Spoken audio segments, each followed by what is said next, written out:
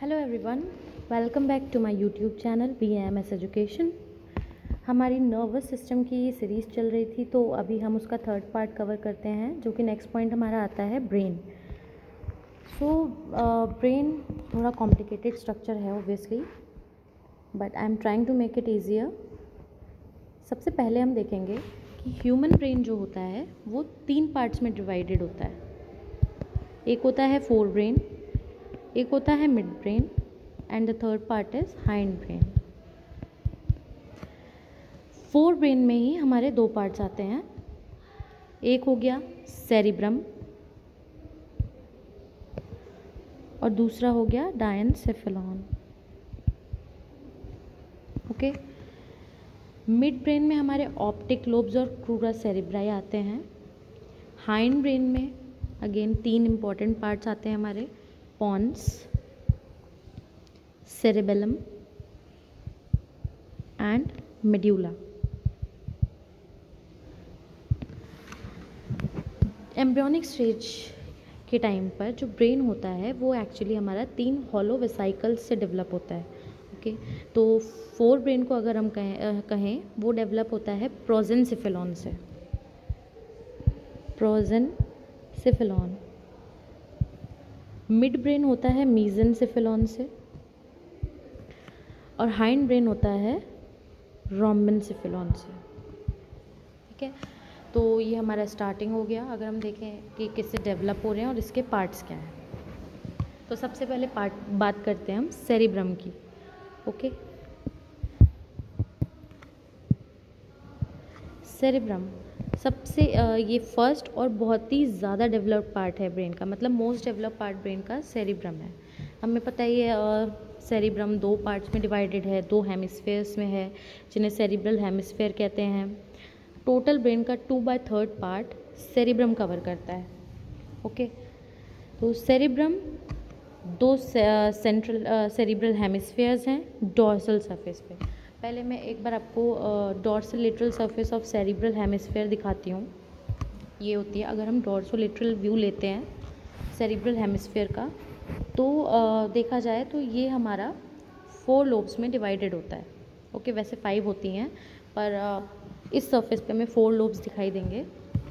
जो 5 लोब्स होते हैं मैं उनका एक बार नाम बोल देती हूँ। Anterior lobe, middle lobe, posterior, lateral and insula lobe. Okay, insula lobe जो होता है वो हमें इस सरफेस पे दिखाई अभी नहीं देगा। तो सबसे पहले आता है एंटीरियर लोब। ओके, ये हमारा एंटीरियर लोब है और हम इसको फ्रंटल लोब भी बोलते हैं। ओके, एंटीरियर लोब और फ्रंटल लोब। फिर हमारा आता है मिडिल लोब। मिडिल है parietal lobe. Okay, parietal lobe भी बोला जाता है इसे। सो ये है मिडिल या पैराइटल लोब। नेक्स्ट आता है हमारा पोस्टीरियर लोब। ये जो पीछे का पार्ट है इसे ऑक्सीपिटल लोब भी बोलते हैं। सो ये है ऑक्सीपिटल लोब या फिर पोस्टीरियर लोब। फोर्थ है हमारा लेटरल लोब। ये जो नीचे पार्ट है इसे टेम्पोरल लोब भी बोलते हैं। लेटरल और टेम्पोरल लोब। ठीक है, मैंने बताया भी इंसुला यहाँ पर हमें दिखाई नहीं देगा, इंसुला लोब। फिर यह इसके और भी पार्ट जो हमें यहाँ से विजिबल हैं वो मैं बताती हूँ। ये वाला जो सल्कस दिखाई दे रहा है, सर्कस, इसे हम बोलते हैं सेंट्रल सल्कस। सेंट्रल सल्कस या फिर इसे रोलैंडिक सल्कस भी बोला जाता है, but central sulcus is enough in its name. Then हमारा आता है एक लेटरल सल्कस। ये वाला जो पार्ट देख रहे हैं ये है लेटरल सल्कस। ओके, एक ये जो ये वाला जो आपको सल्कस दिखाई दे रहा है इसे बोलते हैं, क्योंकि ये पैराइटल और ऑक्सीपिटल के बीच में है तो इसीलिए इसे बोलते हैं पैराइटो occipital sulcus. पैराइटो occipital sulcus. Okay, तो ये हमारा है सेरिब्रल हेमिस्फीयर। अगर सेरिब्रम आता है तो अगर आप ये डायग्राम ड्रॉ करोगे इजी भी है and it will be good scoring too. Okay, so हमने बात करी कि जो सेरिब्रल हेमिस्फीयर होता है वो 5 लोब्स में डिवाइडेड है, उनको हमने देख लिया। एंटीरियर लोब को हम फ्रंटल लोब भी बोलते हैं, इनके डिफरेंट नेम्स भी देख लिए। इसके बाद आता है दो सेरिब्रल हेमिस्फेयर्स जो होते हैं, दोनों सेरिब्रल हेमिस्फेयर्स के बीच में ऐसे समझ लो दो ईंटें जब जुड़ती हैं, घर बनता है, ईंटें जुड़ रही होती हैं, तो उसके बीच में हम सीमेंट भरते हैं। ओके, तो इन दोनों हेमिस्फेयर्स के बीच का सीमेंट क्या होता है? Corpus callosum. कॉर्पस कैलोसम क्या है एक्चुअली? ये कर्व थिक नर्व फाइबर्स हैं। ओके, कॉर्पस कैलोसम एक्चुअली ये थिक नर्व फाइबर्स हैं, और इन्हीं नर्व फाइबर्स के बीच में जो हमारे दो हेमिस्फेयर्स होते हैं, ये वाला और एक ये वाला, है ना, ऐसे यहाँ पर ये इनको जोड़ के भी रखता है। एक्चुअली ये है क्या? नर्व्स हैं। ओके, तो एक तरीके से देखा जाए तो ये दोनों हेमिस्फेयर्स के बीच का कनेक्शन भी है। ओके, अब अगर पूछा जाए कॉर्पस कैलोसम होता कहाँ है, तो हम बोलेंगे एक लॉन्गिट्यूडिनल ग्रूव, ये रहा लॉन्गिट्यूडिनल ग्रूव, ये जो पूरा एक्चुअली ऐसे दिखाई दे रहा है लॉन्गिट्यूडिनल ग्रूव है, इसके बीच में। ओके, इसमें दोनों हेमिस्फेयर्स के बीच में कॉर्पस कैलोसम प्रेजेंट होता है। ओके, देन आता है अगर मतलब इट्स जस्ट जनरल क्वेश्चन, अगर कोई राइट हैंडेड पर्सन है तो उसका हमेशा लेफ़्ट हेमिस्फेयर ज़्यादा डेवलप्ड होगा, और जो लेफ़्ट हैंडेड पर्सन है उसका राइट हेमिस्फेयर ज़्यादा डोमिनेटिंग होगा। ओके, तो क्योंकि हम देखते हैं यहाँ पर जब हमारी स्पाइनल कॉर्ड से ऊपर नर्व्स आती हैं तो वो क्रिस क्रॉस होती हैं, इस टाइप से चली जाती हैं, तो लेफ़्ट वाली राइट की तरफ, राइट वाली लेफ़्ट की तरफ ऐसे चली जाती हैं। तो इसीलिए अगर जैसे जनरली पूछा जाए कि फेशियल पैरालिसिस हुआ है किसी को राइट साइड का, ओके, राइट साइड का फेशियल पैरालिसिस, तो उसका कौन सा पार्ट इफेक्टेड है? तो लेफ़्ट ब्रेन इफेक्टेड है। ओके, तो ये क्रॉस में होता है हमेशा। अब जो सेरिब्रल हेमिस्फेयर होता है, इसकी जो डॉर्सल सरफेस होती है उसमें बहुत सारे रिजेस और ग्रूव्स होते हैं। ओके, तो रिजेस ऐसे हम जैसे देखते भी हैं ब्रेन का स्ट्रक्चर इस टाइप से होता है ना, तो जो रिजेस हो गई, ये वाला पार्ट जो हो गया, मैं इसको दिखाती हूँ, ये वाला पार्ट जो है इसको हम बोलते हैं गायरी, और ये जो ग्रूव्स हैं इनको बोलते हैं सल्काए। ओके, ये पूरे सेरिब्रम का 2/3 पार्ट कवर करती हैं, मतलब पूरे सेरिब्रम में ये 2/3 पार्ट में ये प्रेजेंट होती हैं। गायरी और सल्काए ही हैं जो ह्यूमंस को ज़्यादा इंटेलिजेंट बनाते हैं। मींस गायरी और सल्काए जो होते हैं वो ह्यूमन बींग्स के ही सबसे ज़्यादा डेवलप्ड होते हैं, इसीलिए सारे लिविंग बींग्स में ह्यूमन बींग्स को सबसे ज़्यादा डेवलप्ड माना जाता है। सो इतना पार्ट लाइक अगर सेरिब्रम अकेला आता है तो 5 मार्क्स में आएगा, तो जो मैंने पॉइंट्स कवर किए this will be sufficient for you. एक बार मैं आपको ब्रेन का मीडियल सरफेस सेरिब्रल हेमिस्फेयर जो होती है वो भी आपको दिखा देती हूँ। हमने भी डॉर्सोलेटरल तो देख ही ली थी, मीडियल देख लेते हैं। जी, ऐसे समझ लो कि हमने बीच से काटा है सेरिब्रल हेमिस्फेयर को, तो हमें क्या क्या पार्ट ब्रेन्स के दिखाई दे रहे हैं। सबसे पहले ये हो जाती है बॉडी। ओके, और इसी बॉडी में हमारा प्रेजेंट होता है कॉर्पस कैलोसम। मैंने दिखाया था ना कि बीच में प्रेजेंट होता है, तो this is corpus callosum. Okay, ये हमारी फॉर्निक्स है। इन पार्ट्स को मैं एक्सप्लेन भी कर दूंगी, अभी आप बस इनकी लोकेशन देख लो। ये फॉर्निक्स है। मिड ब्रेन कहाँ पे है? ये लाइन से चलते हैं, ये हमारा मिड ब्रेन है। इसके बाद हमारा आता है ये जो हमारा ये वाला पार्ट आपको दिखाई दे रहा है, ये दिस इज़ फोर्थ वेंट्रिकल, और फोर्थ वेंट्रिकल की अपने आप में बहुत इंपॉर्टेंस है, CSF से रिलेटेड भी है, जो हम आगे वाले लेक्चर्स में ही कवर करेंगे। This is cerebellum.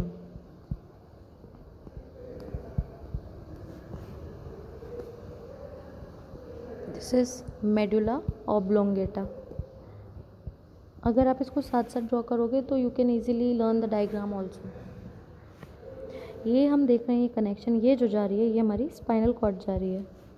ओके, फिर आता है ये वाला पार्ट, ये है pineal body,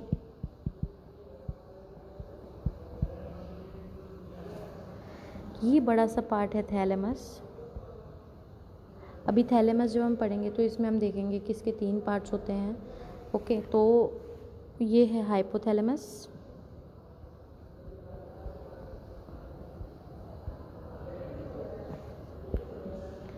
this is pituitary gland,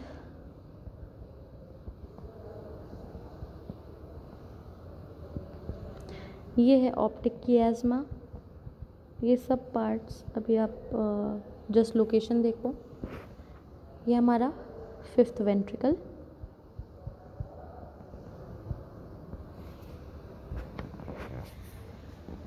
okay. फिर हमारा अभी बचा है एपिथैलेमस, तो ये है इधर साइड एपिथैलेमस।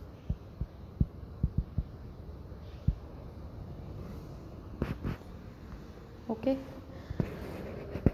एक हमारा मैमिलरी बॉडी भी होती है यहाँ पे। ये जो कवर्ड वाला पार्ट देख रहे हो आप, जो मैंने येलो से मार्क किया है, ये हमारी मैमिलरी बॉडी।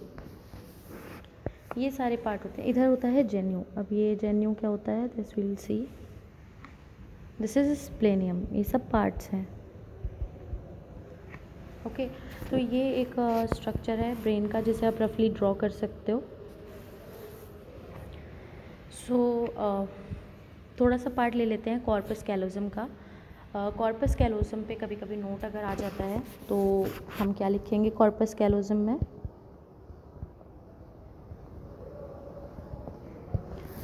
सबसे पहले ये ब्रेन का लार्जेस्ट कॉमिशर है,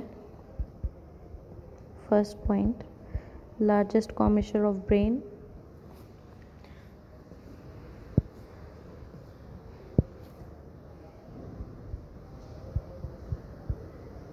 ओके, ये मैमल्स का एक्सक्लूसिव फीचर होता है। ये एक थिक बैंड है वाइट नर्व फाइबर्स का, जो कि दोनों सेरिब्रल हेमिस्फीयर के बीच में प्रेजेंट होती हैं, मीडियन फिशर में प्रेजेंट होती हैं। ओके, तो I will just right the line, curved thick band of white fibres, nerve fibers situated between two cerebral hemisphere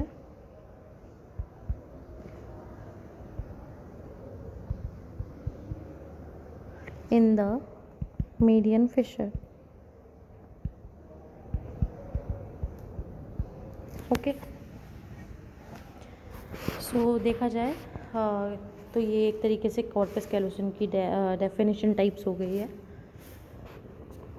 अब कॉर्पस कैलोजम का जो एंटीरियर पार्ट होता है उसे बोलते हैं, एंटीरियर पार्ट उसे बोलते हैं जेन्यू,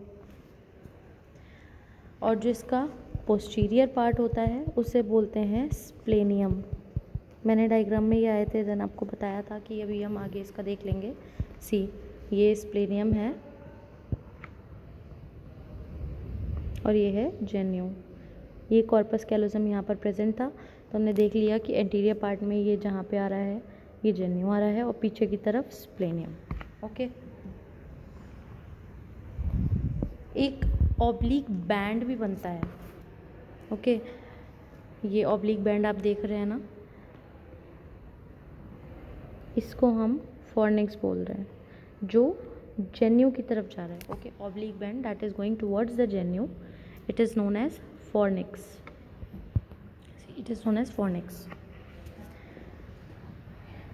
कॉर्पस कैलोजम जो हमारा होता है, उसकी जो बॉडी होती है उसके बीच में जेन्यू और फॉर्निक्स, इनके बीच में एक कैविटी भी डेवलप हो जाती है, जिसे हम 5th वेंट्रिकल कहते हैं या फिर स्यूडोसील भी कहते हैं।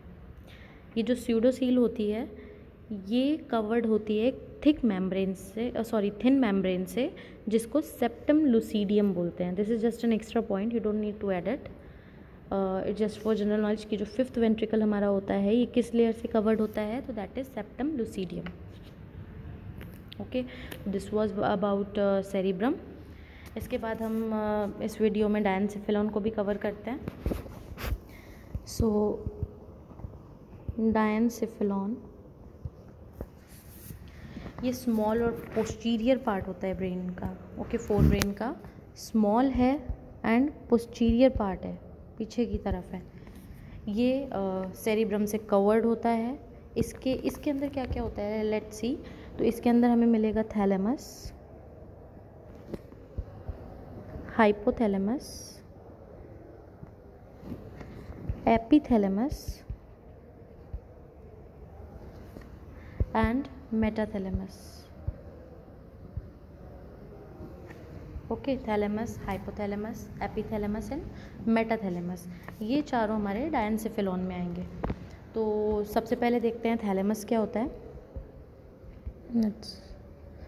थैलेमस थैलेमस जो होता है वो डायनसिफिलॉन की अगर हम देखें, हम बॉक्स की तरह से देख लेते हैं, ठीक है, लाइक दिस। वैसे भी स्ट्रक्चर में कुछ इसी टाइप से दिख रहा था। सी, ये पूरा पार्ट जहाँ पे थैलेमस, हाइपोथैलेमस दिख रहा था, इधर एपिथैलेमस दिख गया था, मेटाथैलेमस दिखाई नहीं दे रहा था इस सरफेस व्यू से, सो इसलिए यहाँ पे मेंशन नहीं था।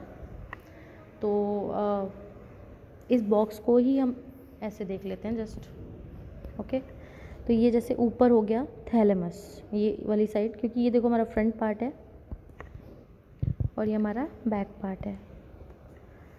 तो ये हो गया, ऊपर की तरफ है थैलेमस। ओके, थैलेमस को हम ऐसा भी बोल सकते हैं कि ये जो है डायनसिफिलॉन की अपर लेटरल वॉल बना रहा है, ठीक है।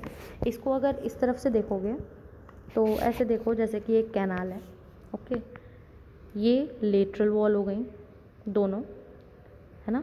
तो अपर लेटरल वॉल पर थैलेमस होता है, ये अपर लेटरल वॉल हो गई, दिस इज थैलेमस। तो डायनसिफिलॉन की जो अपर लेटरल वॉल है वो थैलेमस है। ओके, और ये पार्ट थोड़ा बड़ा भी होता है, तो ये 80% पार्ट कवर करता है डायनसिफिलॉन का, 80% ऑफ डायनसिफिलॉन। इसको गेट कीपर भी कहा जाता है ब्रेन का, है ना। एंड सबसे इम्पॉर्टेंट चीज़ थैलेमस के बारे में है कि it acts as a relay centre. Relay centre का क्या मतलब होता है, रिले रेस सुना है सबने कि एक कोई भी चीज़ होती है उसको आगे पास करना है, वो और आगे पास करेगा, दिस इज़ रिले रेस। तो थैलेमस को रिले सेंटर कहा जाता है क्योंकि ये क्या करता है, ये पूरी बॉडी से, सारे बॉडी के सारे पार्ट से जितनी भी सेंसरी इम्पल्सेस होती हैं, है ना, उन सबको रिसीव करता है और पास ऑन कर देता है सेरिब्रल कॉर्टेक्स में, क्योंकि हमारे सारे सेंटर्स जो भी हम आगे देखेंगे वो सब हमारे सेरिब्रल कॉर्टेक्स में ही हैं, तो ये आगे उनको पास कर देता है। तो ये एक रिले सेंटर की तरह एक्ट करता है, इसीलिए थैलेमस को रिले सेंटर भी कहा जाता है। ओके, सो ये हमारा थैलेमस हो ही गया है। इसके बाद नेक्स्ट पार्ट जो होता है, नेक्स्ट पार्ट होता है हाइपोथैलेमस। ओके, भी आ गया हाइपोथैलेमस, ये लोअर और वेंट्रल पार्ट बनाता है डायनसिफिलॉन का, ठीक है। फिर इसके बाद हमारा जो आता है वो है एपिथैलेमस। एपिथैलेमस रूफ बनाता है डायनसिफिलॉन की, इस तरफ देखा भी था हमने, इस साइड है, ये हमारा एपिथैलेमस वाली साइड हो गई। और जो मेटाथैलेमस होता है ये फ्लोर बना रहा है डायनसिफिलॉन का। जस्ट इमेजिन कि ये ऊपर छत हो गई, ये दोनों साइड की वॉल्स हो गई, तो इनकी जो मतलब अब यहाँ से ये शो नहीं होगा एक्चुअली, इसके नीचे अगर मैं दिखाऊं तो इसके नीचे या पीछे की तरफ 3D में अगर सोचें तो वो हमारा होगा मेटाथैलेमस। ओके, एपिथैलेमस के लिए है कि पीनियल बॉडी जो होती है, पीनियल ग्लैंड जो होता है वो हमारा एपिथैलेमस में प्रेजेंट होता है। ओके, मेटाथैलेमस में इसके लिए जो इम्पोर्टेंट पॉइंट आएगा वो है कि consist of medial geniculate body और लेटरल जेनिकुलेट बॉडी, मतलब इसमें दो टाइप के डिविजन्स कर दिए हैं, मीडियल जेनिकुलेट बॉडी और लेटरल जेनिकुलेट बॉडी। फ्लोर में है ये, आपको पता लग गया। Hypothalamus, hypothalamus is important, of course it's very important. तो ये है कि ये वेंट्रल पार्ट, लोअर और वेंट्रल पार्ट बना रहा है डायनसिफिलॉन का। क्रॉस लाइक स्ट्रक्चर होता है जो हाइपोथैलेमस की एंटीरियर सरफेस पे प्रेजेंट होता है, जिसे हम बोलते हैं ऑप्टिक कियाज्मा।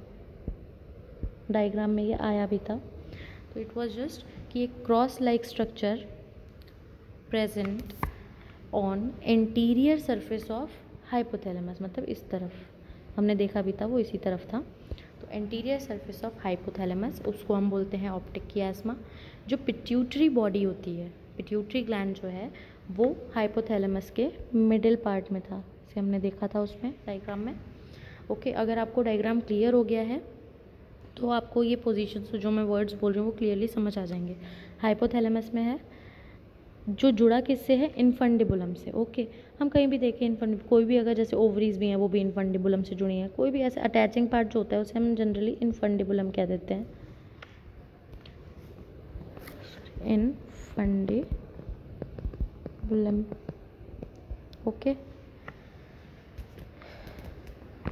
सो ये हमारा इसी के साथ डायनसेफेलॉन भी ख़त्म हो गया। तो ब्रेन के फर्स्ट पार्ट में अभी हम यही वाला पार्ट लेते हैं। नेक्स्ट वीडियोस में हम मिड ब्रेन और हाइंड ब्रेन के बारे में भी पढ़ेंगे। सो अगर किसी को डाउट है तो you can ask, comment, and please like, share and subscribe my channel. Thank you guys.